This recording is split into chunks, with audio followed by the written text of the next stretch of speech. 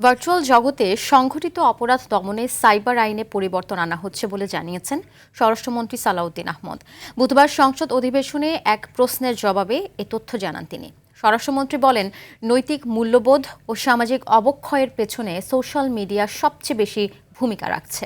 তাই আইনটি এমনভাবে করা হবে যেন সামাজিক ও ধর্মীয় অবক্ষয়ের সুরক্ষা থাকে। এ সময় সামাজিক দায়বদ্ধতা মেনে সবাইকে কাজ করার আহ্বান জানিয়ে মন্ত্রী বলেন, আইনি সুরক্ষার পাশাপাশি সমাজের সবার দায়বদ্ধতা রয়েছে, সেগুলো পালন করার আহ্বান জানান তিনি।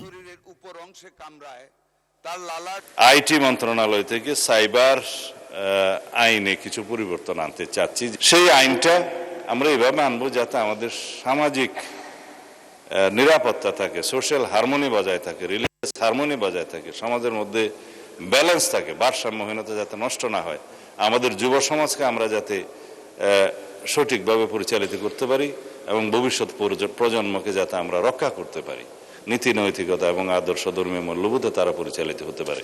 সেই জন্য আইনি সুরক্ষা হচ্ছে সেটা, কিন্তু আমাদের সবাইকে সমাজে ভূমিকা রাখতে হবে।